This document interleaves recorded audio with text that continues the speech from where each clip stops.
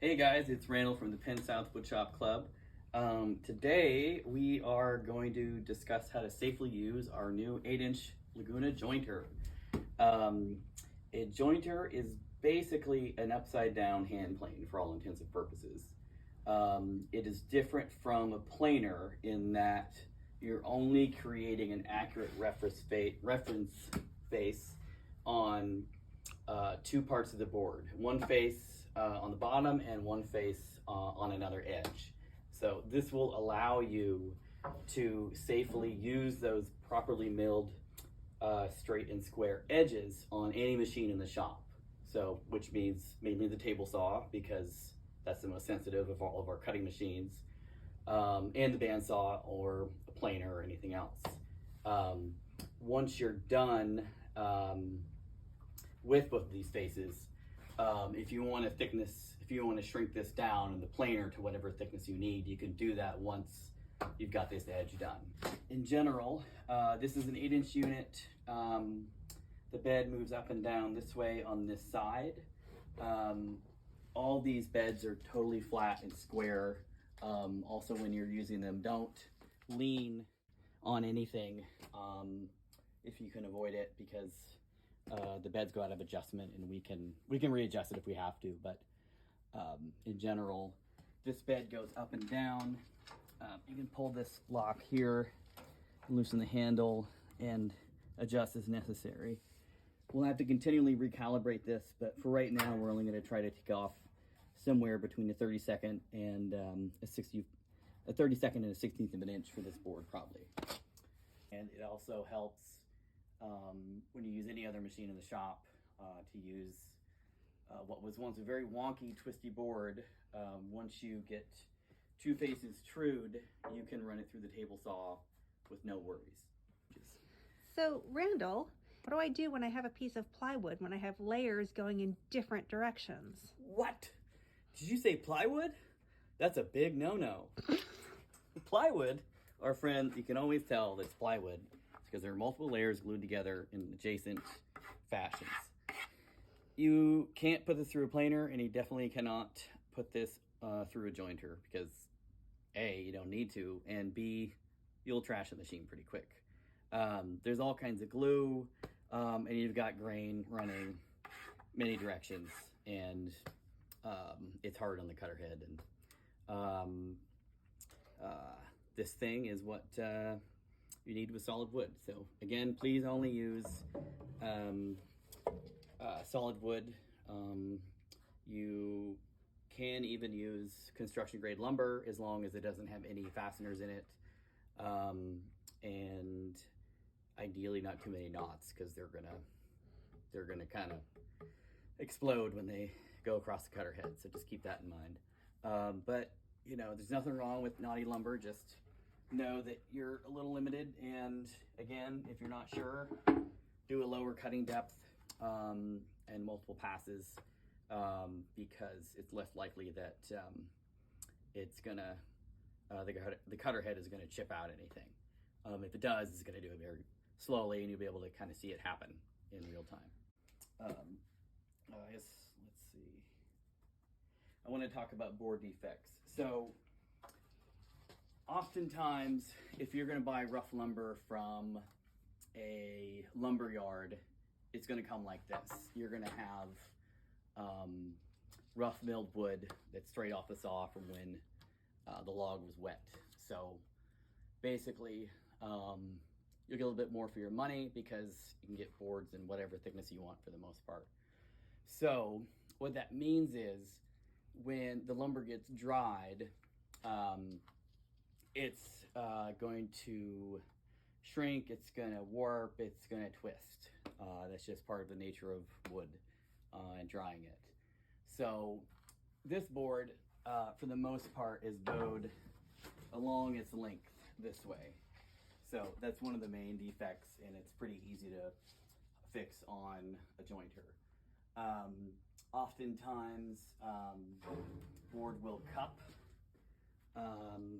this way along its width, like this way.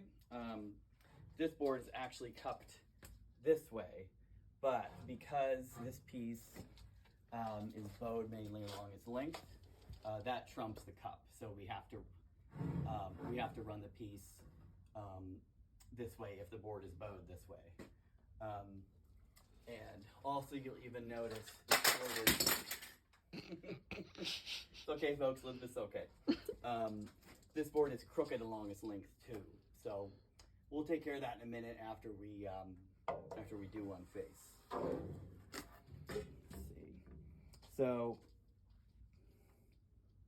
one thing we also need to focus on when we run this through this machine is grain direction.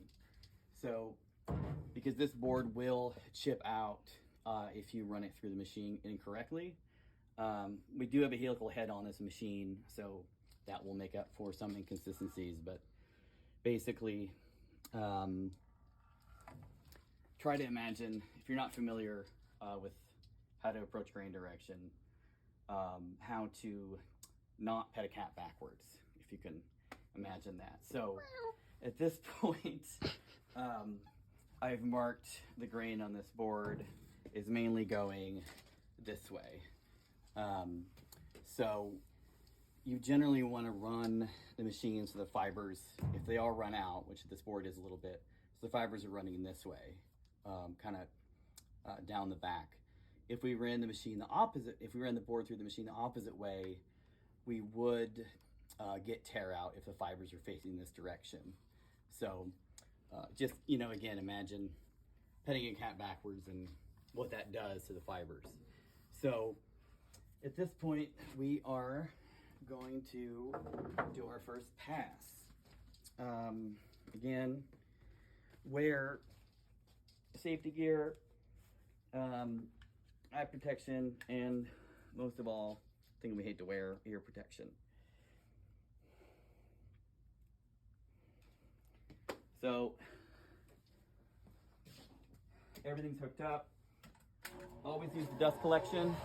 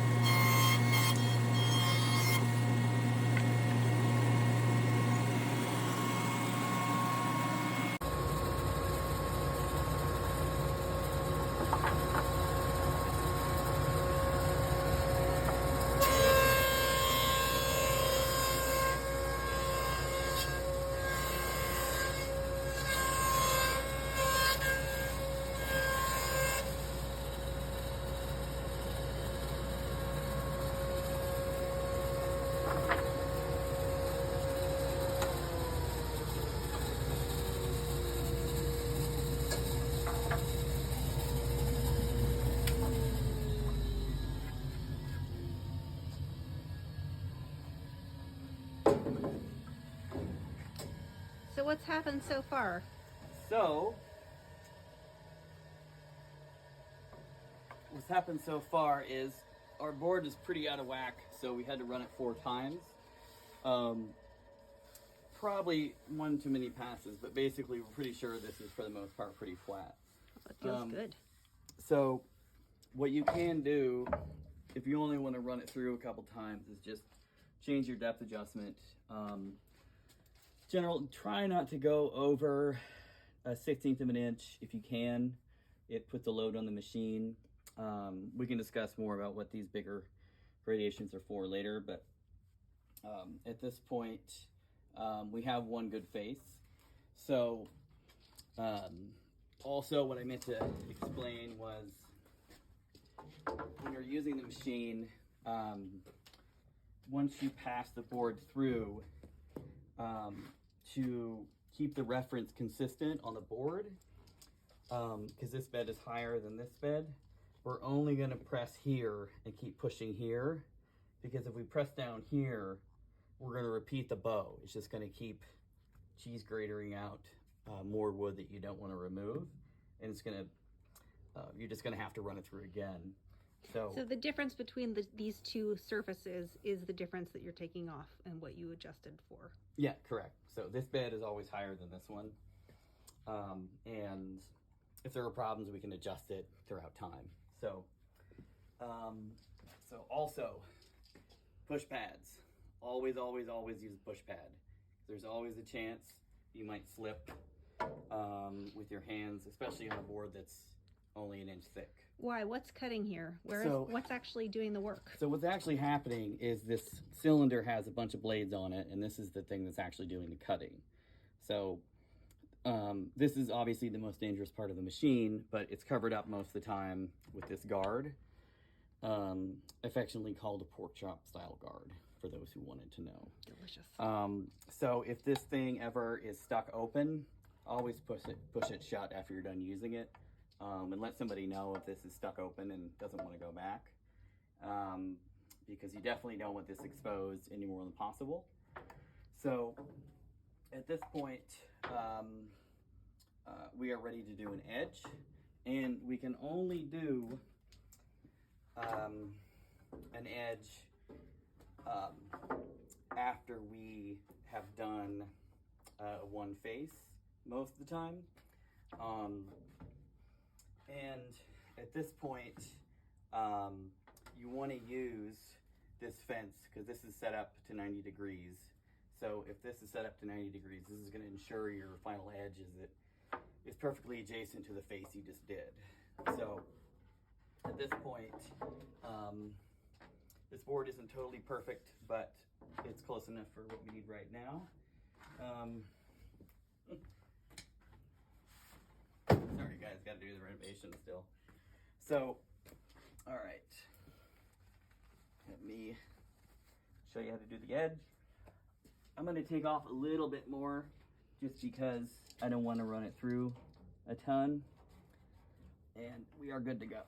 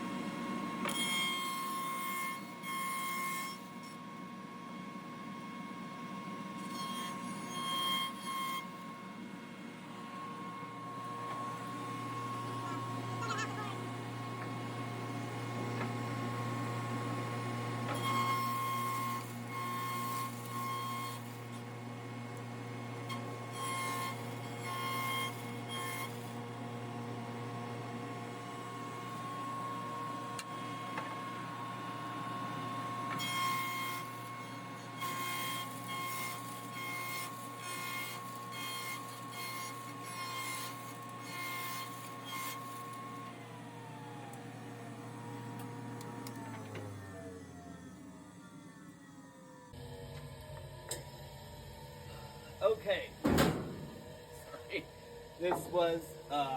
this is kind of a wonky board, but it's great because even set at a deeper depth, this guy, thank you Elizabeth, can be trued. So right now This is not the perfect square in the world, but this allowed us to get everything perfectly square for the most part. So also keep in mind, as long as you get about 90%, you know, between the face and edge milled, if there's a little bit of fuzz in the middle or at the end somewhere, that's fine, because you're probably gonna break it down even more with another machine. So I like to mark my faces just so I'm sure. Some people do it this way, whatever works for you as long as you can see it. So now we know that both these adjacent faces are totally, square and completely adjacent to one another. So what that means is, follow me, Elizabeth.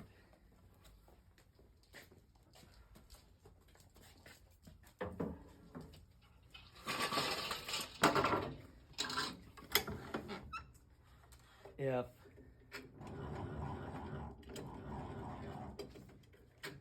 you want to cut the width on the table saw,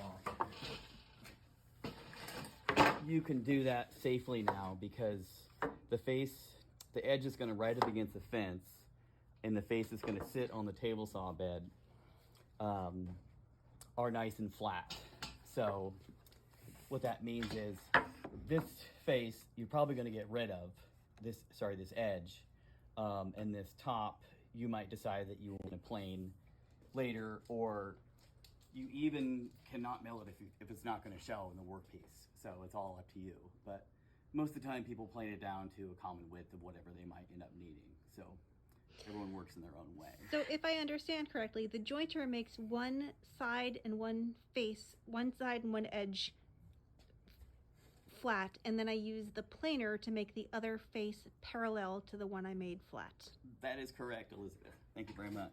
Again, when you're using the machine, when you're doing faces, always use push pads. And then once you get everything across the head of the machine, you only want to press down on this side. Try not to land here when you're pressing down, because that can cause problems and it's not safe. But stay on this side of the head where it's that is the outfeed table. So that will ensure that the workpiece has a good flat reference and you're pressing it against that, basically. If you try to press here, you're gonna end up with a bow that'll be kind of inconsistent. So try not to do that. One other thing I did not mention when I did the edge is that if your board isn't too narrow, this board is about 4 inches. Which is about the minimum for edging by hand without any kind of push pad. So you can safely run this through as long as you keep your fingers pretty high and use enough pressure to keep the workpiece flat up against this fence, because you want to have a totally square edge on the bottom in reference to the face that's running up against here. So you can safely press up against here, and then once you get across the cutter head, you can put your hand down a little bit, but it's good practice just to keep your form the same no matter where your hands end up. Once you get on this side of the cutter head, try to keep your right hand on the side of the cutter head too. It'll help you keep everything flat and square in the end. In general, if it's a little confusing, just remember the cutter head is here, and try to run across it as little possible, even if you have a push pad. So hope that clears that up. But I think that is all. If anyone has any questions, just let us know, and we can try to help you out with this. All right. Thanks for straightening my board. You got it, Elizabeth. All right.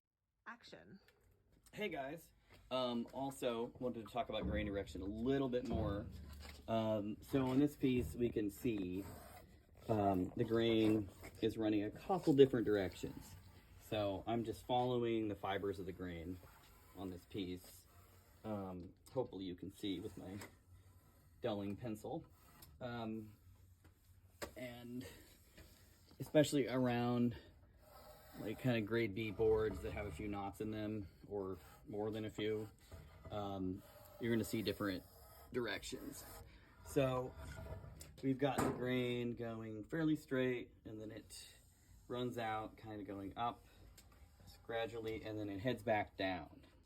So sometimes you're just not going to beat the beast with a board that's moving around a bit. Both passes on each face actually went pretty okay because of the helical cutter head, which allows a less disruptive cut if it's going against the grain, but it inevitably you will get some tear out. We've got drain direction changing. One spot where the joiner didn't quite hit, but it's a little fuzzy here, but it's not really completely torn out. There's one spot here, but it's generally okay because you're probably going to sand this anyway. So how do I know that the grain is running, say, north to south rather than south to north? So one of the best things to do is to look at the side of the board. So I drew on the other side, but I can draw on this side too. So right now, around this scary knot, we see the grain really running out, dramatically going down, almost like 20 degrees, really close to the knot. So, and then the other side, as you might imagine, it's doing the opposite thing. So, as it goes with the old adage of never pet a cat backwards, when you run a board through a machine, it's ideal to have the fibers coming out this way. So if the fibers are running this way, ideally in the whole board, I can run the board through the machine this way without having too many problems most of the time. This is kind of a second degree kind of grade B piece of butternut. So it's just, the reality of it is you can break up the board, on the chop saw for sections of the board where the grain's all running consistent. But if you run the piece through the jointer with, a few different grain direction changes at a lower depth, it's going to tear out less, especially with the helical head, as opposed to a total straight knife cutter head. But you just try to take your chances with what you can, and also remember you're probably going to sand anyway, so try not to start out with too little of material to work through. It's better to have a thicker piece to start with, with at least an inch if you're going to go down to 3/4. But in general, just always take a minute to see which way the grain direction is going, and take a few more passes at a lower depth, cutter head depth, if you're concerned that it's going to tear out because you've got a bunch of grain changing.